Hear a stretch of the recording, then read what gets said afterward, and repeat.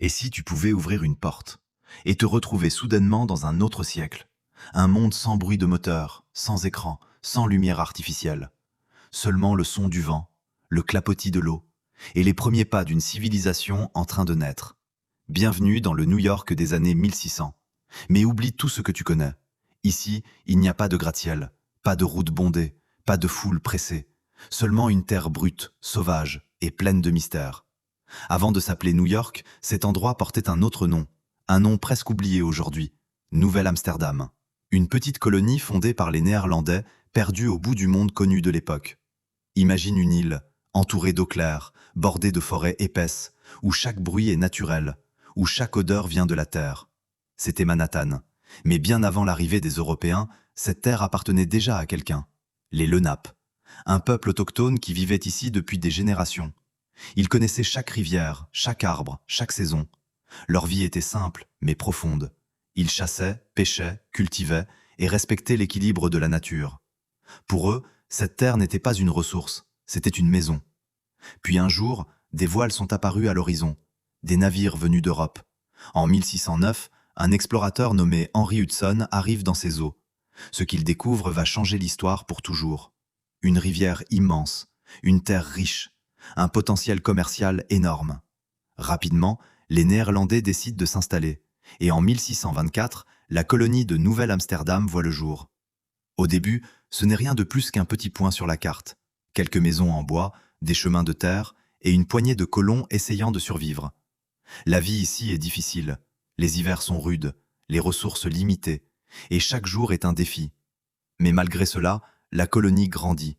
Des marchands arrivent, des familles s'installent, des cultures différentes se rencontrent. Car Nouvelle-Amsterdam devient rapidement un lieu unique, un mélange de langues, de traditions et de peuples.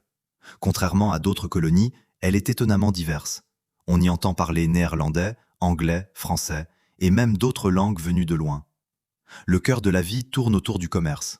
Les fourrures, en particulier, sont extrêmement précieuses. Les colons échangent avec les populations locales et les navires repartent vers l'Europe chargés de richesses. Le port est animé, toujours en mouvement. Mais derrière cette activité, il y a aussi des tensions. Car les cultures sont différentes, les visions du monde opposées, et peu à peu, les conflits apparaissent. Au sud de l'île, les colons construisent quelque chose d'étrange, un mur en bois. Pas pour construire, mais pour se protéger. Ce mur marquera l'histoire, car plus tard, cet endroit sera connu sous un nom que tout le monde connaît aujourd'hui, Wall Street. Difficile à imaginer, n'est-ce pas? Le centre du pouvoir financier mondial, qui n'était autrefois qu'une simple barrière de défense. Mais l'histoire ne s'arrête pas là. En 1626, un événement presque irréel se produit. Les Néerlandais achètent Manhattan. Selon les récits, l'île est échangée contre des marchandises d'une valeur très faible. Un accord qui, aujourd'hui, semble incroyable. Mais à l'époque, personne ne pouvait imaginer ce que cette terre deviendrait. Les années passent, la colonie évolue lentement. Elle devient plus organisée, plus structurée, mais elle reste fragile. Et en 1664, tout bascule.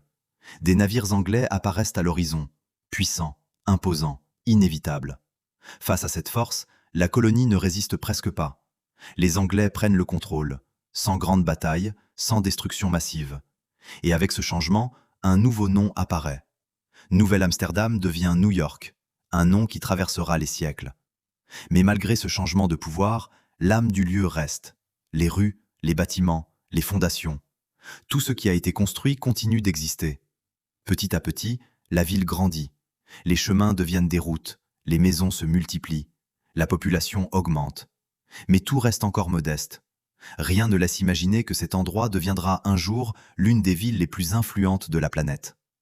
Imagine-toi marcher dans ces rues, le sol irrégulier sous tes pieds, le bruit du bois qui craque, les voix des marchands qui négocient, l'odeur de la mer mélangée à celle du feu et de la terre humide.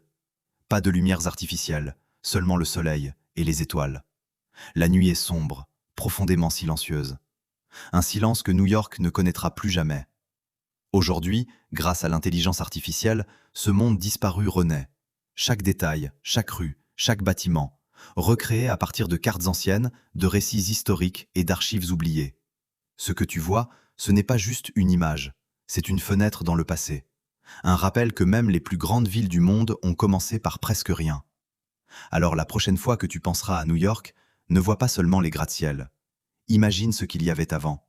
Une île sauvage, un petit village, et le début d'une histoire extraordinaire. Parce que derrière chaque grande ville, il y a un passé, et certaines histoires méritent d'être redécouvertes. Si ce voyage dans le temps t'a captivé, reste avec nous, car ce n'est que le début.